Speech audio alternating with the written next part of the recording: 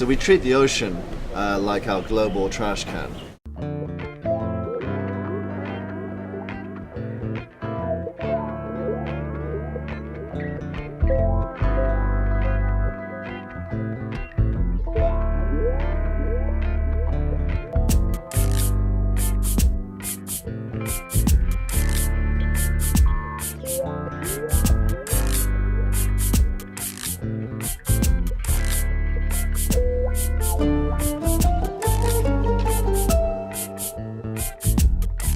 Sean-Lee Davies, welcome to Breakfast with Bobsy. Thank you, Bobsy. Good to have you here in Mana Cafe.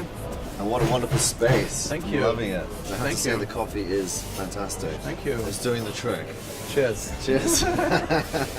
I'm a TV host and a producer and a filmmaker. I came from the magazine world. I used to be the editorial director of a large publication here in Asia. Project Sea Change is a positive enterprise to raise awareness about environmental issues that I really want to get stuck into and involved with. So we try to raise awareness, but also trying to find solutions.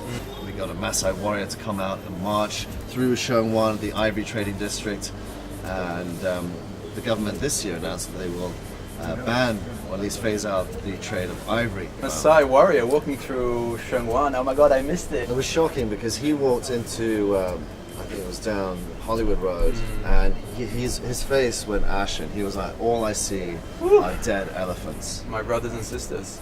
Yeah. And he just couldn't believe that a city like Hong Kong is still one of the largest traders of ivory in the world. It's hard to believe, isn't it? It's hard to believe. I mean, happening Singapore right banned it here years under ago. our And it's not just ivory. Hong Kong is a massive shipment hub for illegal wildlife crime. We also want to raise awareness about other species that are being impacted by this trade. Pangolins, sharks, rhinos, all kinds of species that are now being gravely affected by basically greed. Yes. And there's no reason why Hong Kong should be at the forefront of that trade. We all know about shark's fin. People still eat shark's fin in the city despite the numerous campaigns and years of campaigning, and also the scientific evidence showing that shark's fin actually is bad for your health because sharks, being the top predator, accumulate mercury and all kinds of metals. The current show that I'm filming, I've been diving around the world, filming species such as whales, diving with turtles. I just came back from Sri Lanka. In one day, Bobsy, we found 3 turtles that were wrapped in plastic. You know the beer can holders? Around their necks? Around their necks, fishing nets, a plastic straw that is consumed here in Hong Kong that is thrown and goes to a drain, goes down to the ocean, can kill a turtle thousands of miles away because turtles think it's a jellyfish. So we treat the ocean like our global trash can. And plastic is not biodegradable. Plastic is forever. Yeah.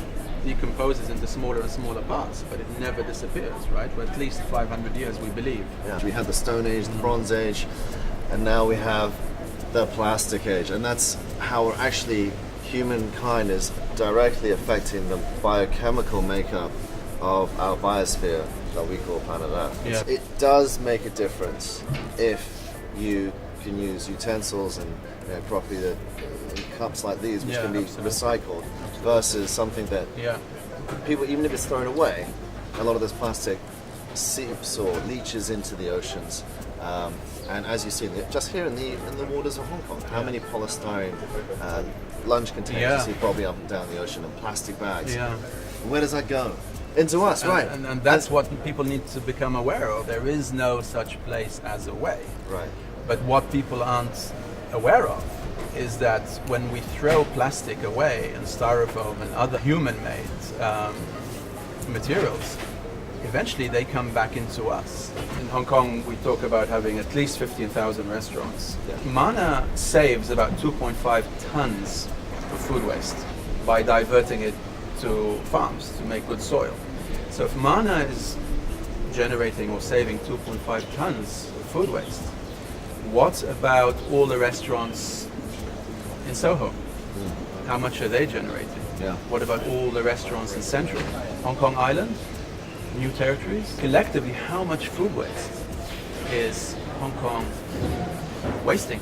So a 5, 10, 15 minute meal is leaving a wake of pollution behind it for 500 years.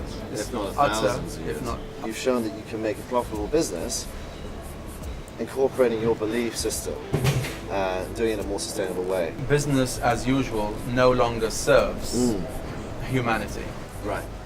It is profitable in the short term, but in the long term it's doing a lot of damage to humanity, including the people running the business. Traditionally it's been lower your costs, bring down your overheads and increase your sales. That's the model that we've been operating on since the Industrial Revolution for the last 300 years. But that is no longer serving the purpose. It's outdated. The paradigms of business have been widened, have been broadened to incorporate people and planet. So as a business leader, you need to think not just about profits or your commitment to the shareholders of the company, but also your commitment through business, through commerce, towards people. That means your customers, people in your company, and humanity, and the planet. That means everything. The environment, the oceans, the soil, Mother Earth. And then you become a successful business person. Unfortunately, we're kind of at that stage where it's still about, it's like more the alpha way of thinking, like, I have money, I have a boat, I have a car, I have a private, you know. I feel it goes deeper than ego. I feel it goes to the core fundamental assumptions that we are born into. It's what you call a worldview. So we're born into this worldview. And we seldom, if ever, question it. So we are born into this materialistic or materialism worldview that sees the universe made out of matter or material. It's the same worldview our parents were born into, our grandparents, our great-great-great-grandparents, going back to the 1500s. And this worldview, I think, is the glue that glues all our institutions together. So I think this lack of awareness, this malice that's at the heart of humanity, goes very, very, very deep to the core of our psyche, to the core of what it means to be human, how we view the world, how we view our relationship to nature. And my hope has been, for the last 25 years or 27 years, is that people are shifting their worldviews from a materialism worldview towards a holistic worldview. So that means they see themselves and the universe and Mother Earth as one. So whatever happens to the Earth happens to us. And this transformation is where hope lies. You're right, people are seeing the limitations of this structural materialistic system, kind of going all the way back to Newton, this Newtonian view of the world. Whatever you view is how you measure it.